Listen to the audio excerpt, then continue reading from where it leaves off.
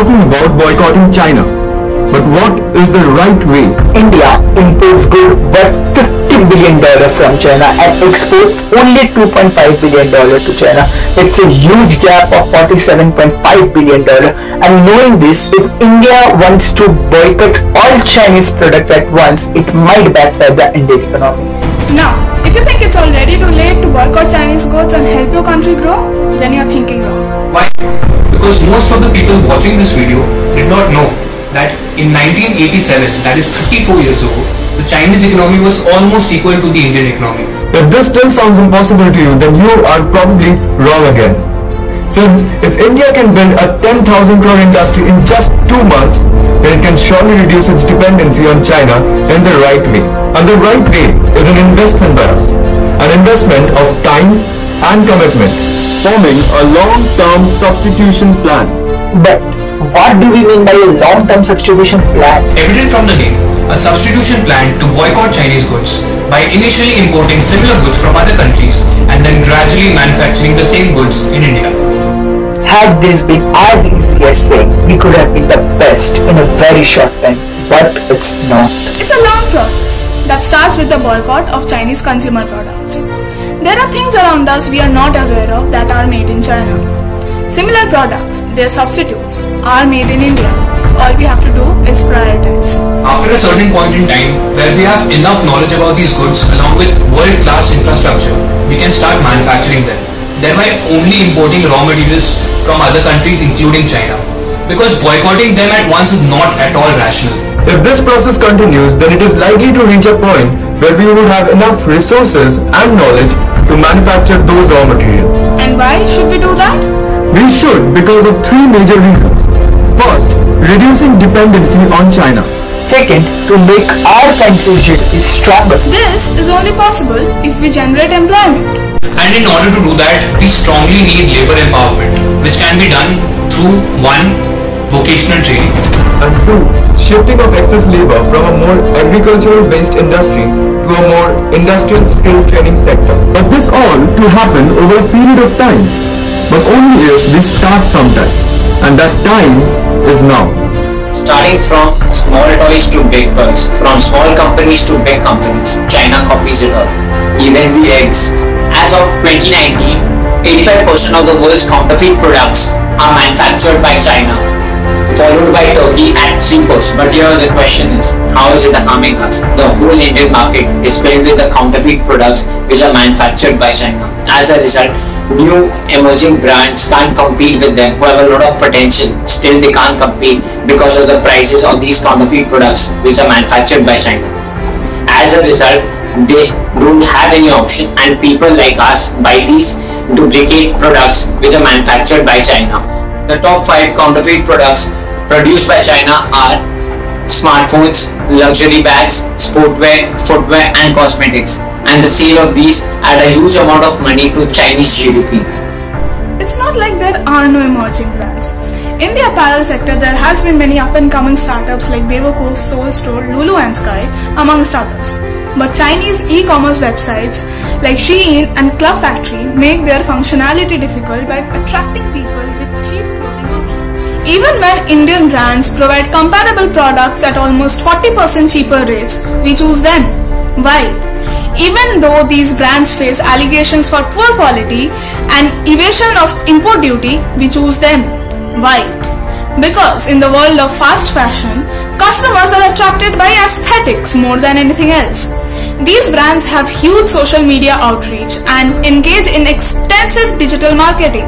They promote their brands through social media influencers, celebrities, and even conduct fashion shows. What we are asking you here is next time, before buying that pretty shirt for 1200 rupees, pause and look for an Indian alternative. This is not an appeal to your nationalistic sentiment. If you can get a similar product made by an Indian company and at about 60% of the price, why not? If you can support an Indian startup and boost our economy, why not? Textile and apparel is one of the most oldest and most established sectors in India, with exports worth more than $38 billion as of 2019.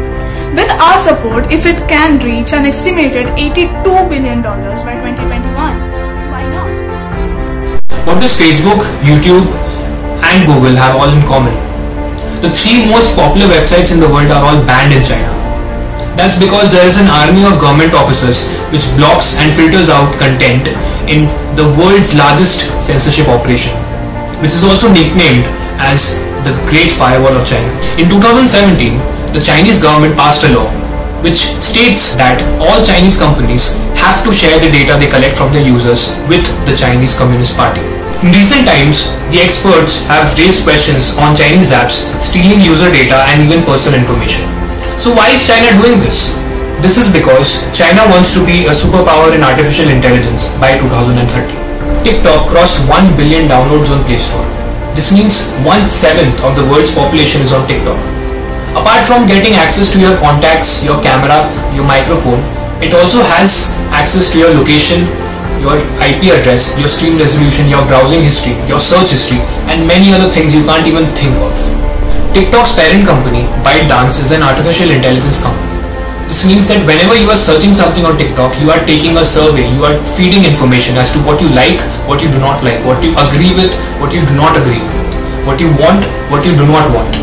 All of this data goes to the government, and that is why the Indian government ordered its armed forces to not use any of the 42 Chinese apps in their mobile devices. Certain, which is the Computer Emergency Research Team of India, recently said that Zoom, a video calling application, was unsafe and prone to cyber attacks. Zoom has over 200 million daily users as of March 2020, and it was reported to have sent user data to Facebook for targeting ads. Zoom had falsely advertised itself as using end-to-end encryption, but in reality that was not the case.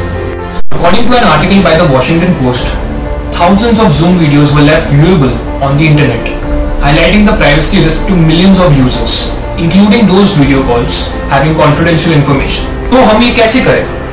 There are Indian alternatives to Chinese apps available, and it's high time we stop using Chinese apps and switch to Indian apps and support our own Indian developers. Apart from a battle against the biggest economy in Asia, this battle is also against possible intruders affecting user privacy and personal information.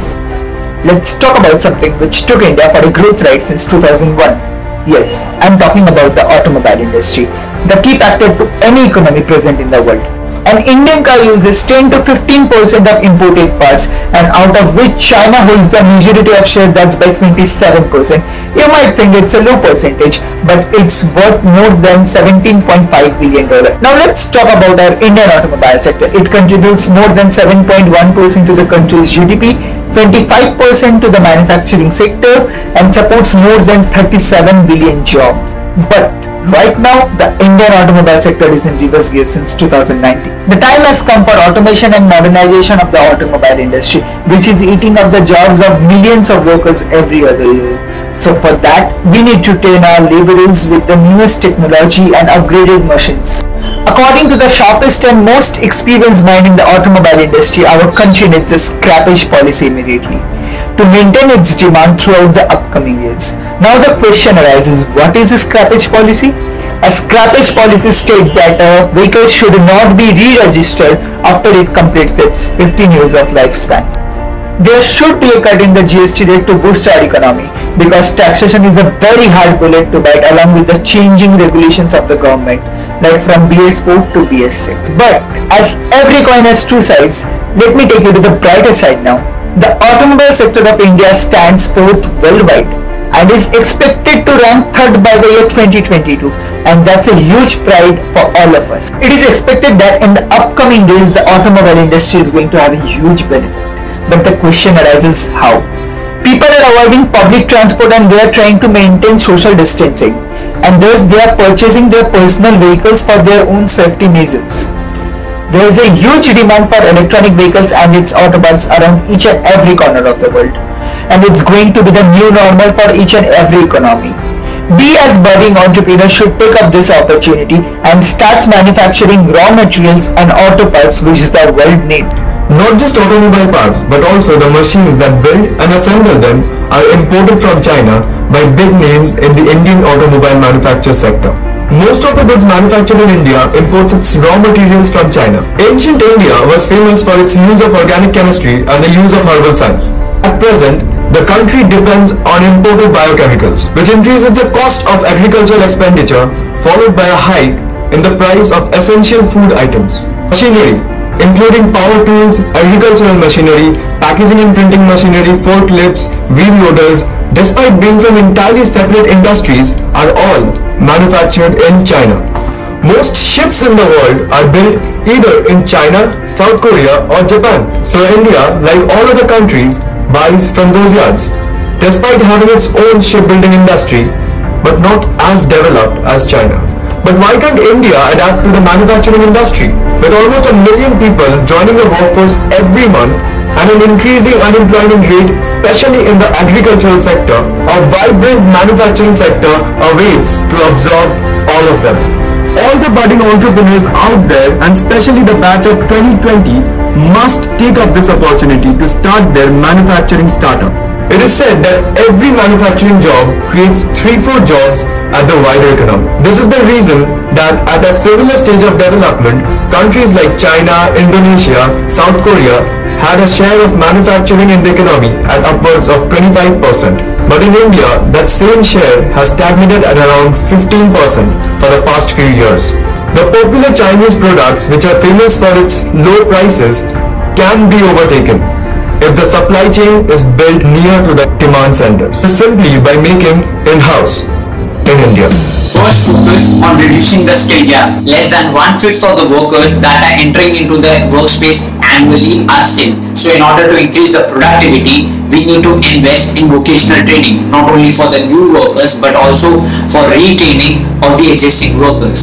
Second, investment in innovation, research and development. With product life cycle reducing by up to half, we need to invest in innovation, research and development to ensure long-term competitiveness. In a recent survey of CEOs over 70 manufacturing companies, we found that 75% of the respondents felt India needs to focus beyond low-cost labels on technological innovation and quality to maintain long-term competitiveness. Currently, India spends less than a percentage of its GDP on research and development, significantly very less than China or any developed economy. India's micro, small and medium enterprises, or the MSMEs, account for about half of its manufacturing output and more than 40% of its exports.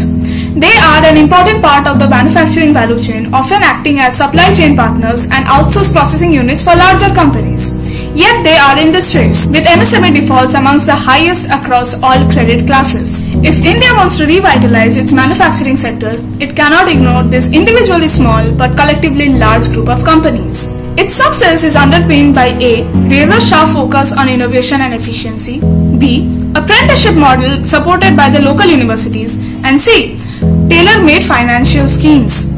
Fourth, large-scale investment in infrastructure is required to construct highways, to improve the capacity of the rail network and to build ports. Also, India should look to develop its inland waterways because it can provide the cheapest mode of transportation across all locations, as much as a third lower than rail. India, with its network of rivers, should tap its latent potential to reduce cost, provide better access to inland warehouses, as well as to decongest other modes of transport. Finally, besides simplifying policies and procedures, we need to leverage technology to reduce the cost of doing business. E-governance can provide transparency as well as reduce the cost and time of compliance. Several government agencies, both at state and center, has already launched successful e-governance initiatives. We need to now broad-base the rollout by leveraging these existing centers of excellence. Because it's now or never in the process of making the greatest nation in the world.